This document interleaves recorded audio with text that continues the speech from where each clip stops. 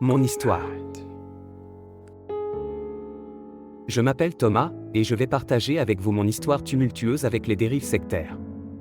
C'est une expérience qui a profondément marqué ma vie, et je ressens le besoin de la partager afin de sensibiliser les autres sur les dangers qui peuvent guetter ceux qui se retrouvent pris au piège de ces organisations.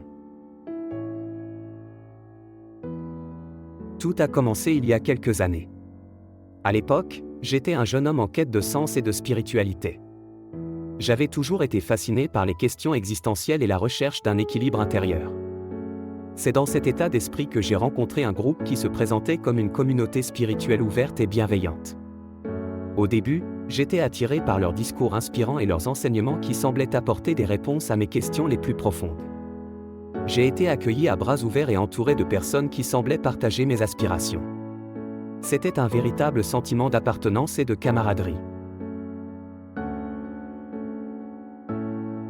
Cependant, au fil du temps, j'ai commencé à remarquer des signes inquiétants.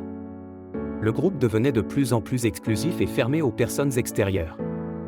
Nos relations avec nos proches et notre famille étaient constamment remises en question, et nous étions encouragés à nous éloigner d'eux. Les membres du groupe étaient progressivement coupés du monde extérieur, et notre leader se posait en détenteur de la vérité absolue. Les séances de méditation et les enseignements ont progressivement évolué vers des pratiques de plus en plus étranges et manipulatrices. Les moments de réflexion personnelle ont été remplacés par des rituels collectifs de plus en plus intenses et aliénants. Nous étions encouragés à abandonner nos propres opinions et à suivre aveuglément les directives du leader. La pression sociale au sein du groupe était écrasante. Tout écart de conduite était sévèrement réprimandé et les critiques étaient étouffées. La peur de l'exclusion et du rejet nous maintenait dans une emprise mentale constante. Je me suis rendu compte que j'étais en train de perdre ma liberté de pensée et d'action, et cela m'effrayait profondément. Heureusement, un jour, j'ai réussi à trouver la force de m'échapper de cette emprise toxique. Ce n'était pas facile, car j'avais perdu beaucoup de choses en m'investissant dans cette secte. J'ai perdu des amis, des relations familiales se sont brisées, et j'ai dû reconstruire ma vie à partir de zéro.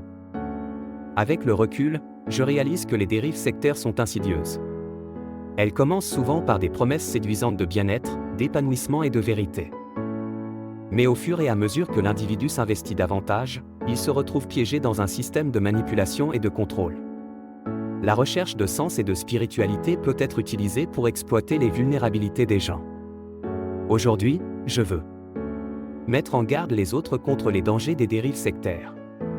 Il est essentiel d'être vigilant, de poser des questions, et de ne pas abandonner notre discernement critique au nom d'une soi-disant vérité ultime.